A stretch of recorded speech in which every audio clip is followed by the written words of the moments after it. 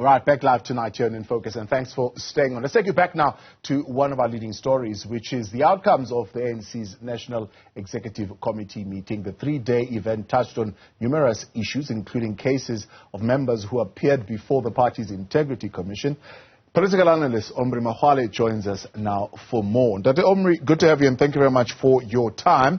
ANC meeting for 3 days. They want us to believe that in the 3 days they only spoke around 4 areas, and those areas being load shedding. The other area that they looked at would be ramping up the implementation of the economic recovery and reconstruction, including improving infrastructure logistics. Number 3, strengthening the fight against crime and corruption, enhancing border security, addressing problems in local government, improving the delivery of basic services, and 5, measures to mitigate the cost of living. And you read those 5 points, they say nothing about organizational issues, which I'm sure were quite key in the conversations that they were having. The integrity report, Pravin Gordhan and some who are dissatisfied with his performance, and certainly those would have been among the issues that were being discussed, including some of the decisions or even messages that have been coming from Treasury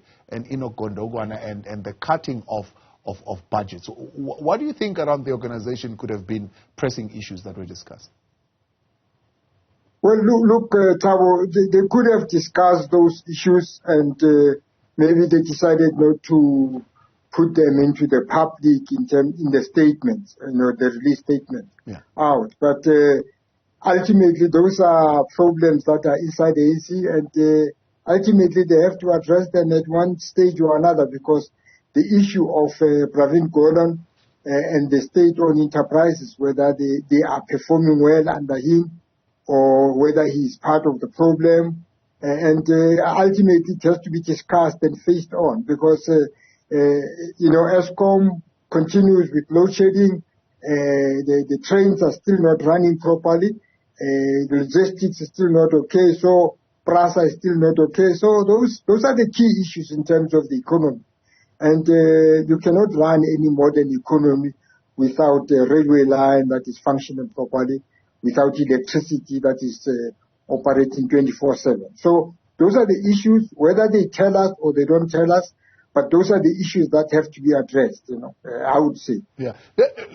President, giving us maybe a glimpse of what possibly could have been the conversation, and maybe even quite perturbed or even irritated by the comments by the former president that there is no renewal in the organization. Giving us a line there, President Ramaphosa saying, well, Luthuli House under the SG has been renewing. In fact, it is at the forefront of rejuvenating the organization. How true is that renewal, even though they are trying to discount what the former president said?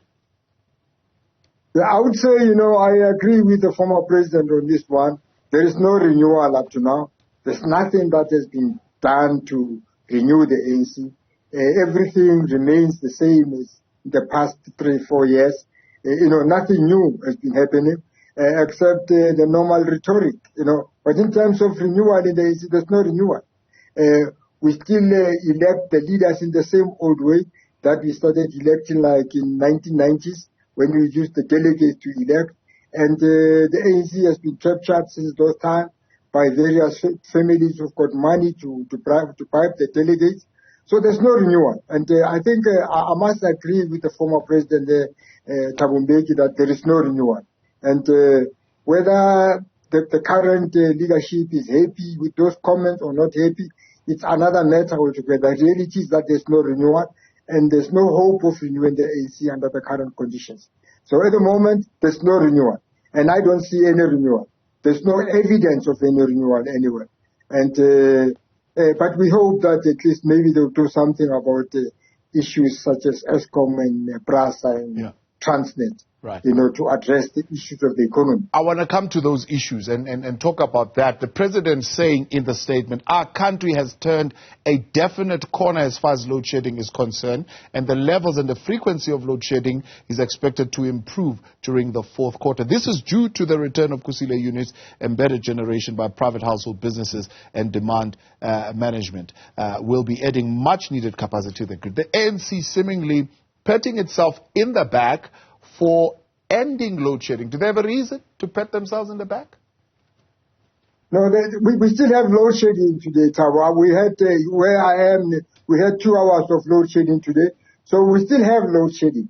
Until load shedding is no longer there, we can only then talk of ANC, maybe having a reason to pat itself on the back. But as long as we have load shedding, whether it's 2 hours or 4 hours, it's not enough, because, as I say, to run a modern economy, you need electricity 24/7. Electricity 24/7, and we don't have that at the moment.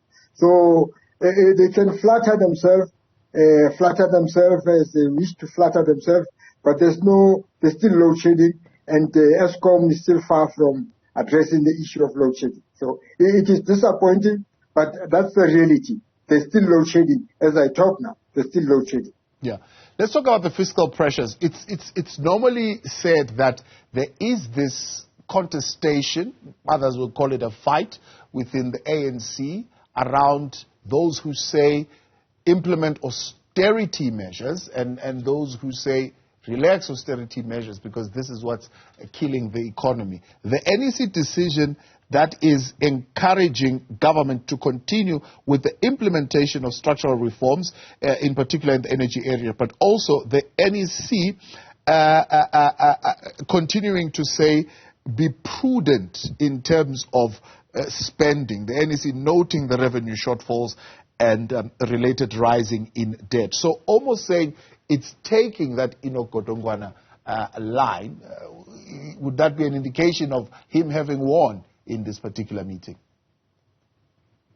Look, I don't know whether I would say he has won, but maybe Tito Mboweni used to say this in the past, if you remember. And maybe Kodongwane came in with the background of a trade union movement and so on. But I would say that, the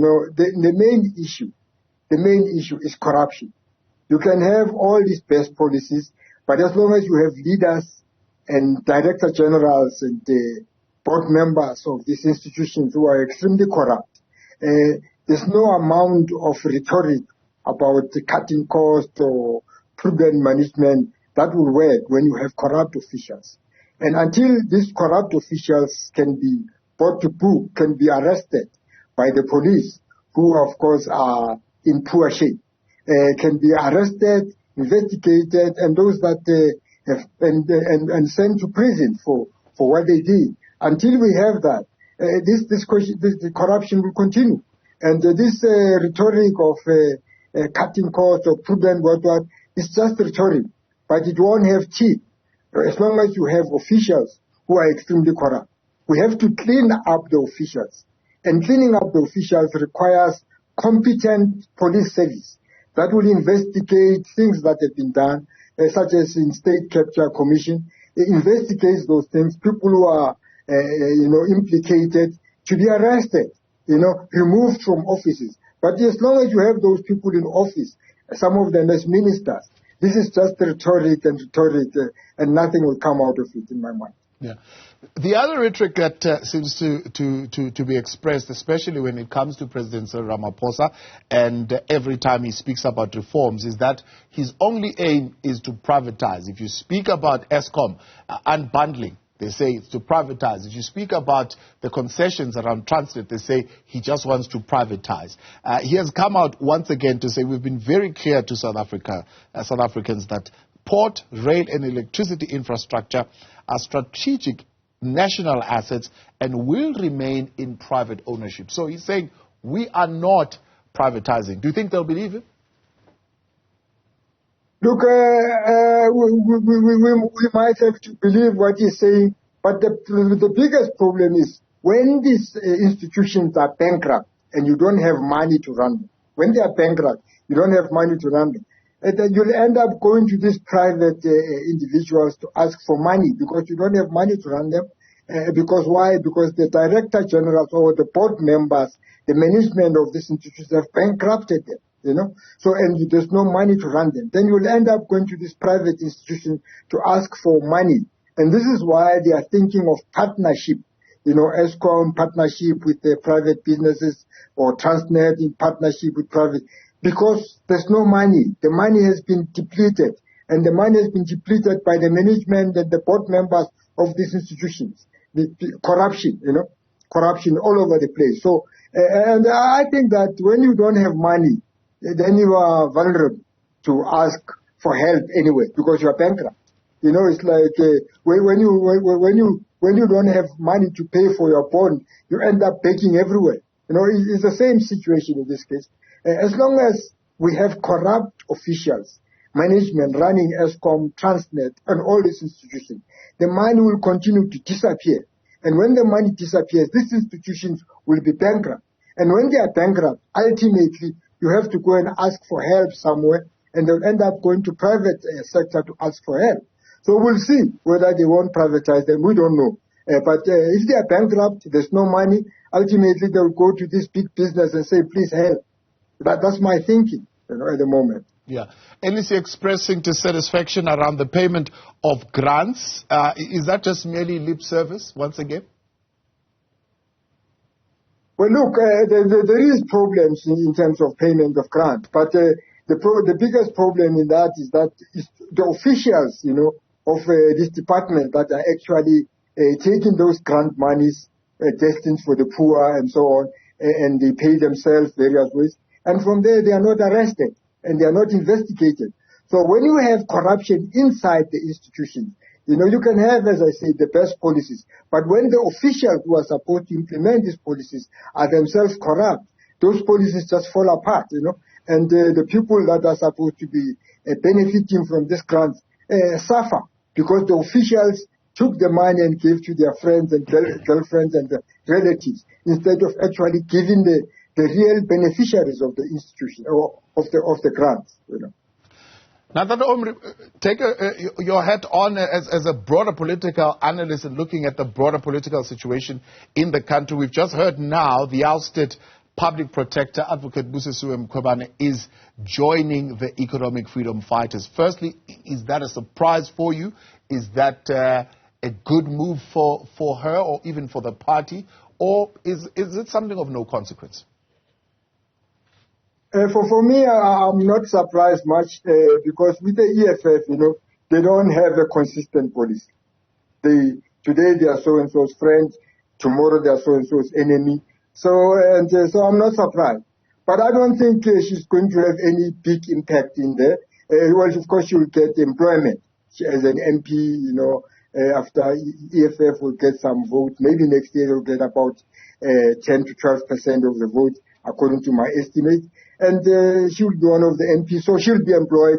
So in that sense, she'll be, and from there, because she's got information from her background, she's informed. She will help the EFF in one or another in terms of the skills input. In that regard, she will help EFF, but I don't think it's going to make EFF any better than when she was not there. So I'm not surprised that she's there, but I don't expect much change from EFF because of it. Yeah, as a political player, you're saying, does she have enough political experience to be able to maneuver politically, except for being able to, I suppose, trade with the information that she would have acquired either in intelligence or either in her time in office as the public protector? I think politically she's not so much, of a giant politically. She's not at the level of Kalni House or Ace Makgoale. She's not at that level. But she's got skills. And those skills, maybe EFF will utilize those skills for its own, functions. So in terms of the skills, I think she does have skills that might be very useful for the EFF. But politically, I don't think she's a heavyweight to be worried about. Omry Makgoale, I appreciate your time. Thank you very much for coming on tonight. That's Omry Makgoale there, looking at the NEC outcomes, but also broad view on some of the politics that are developing.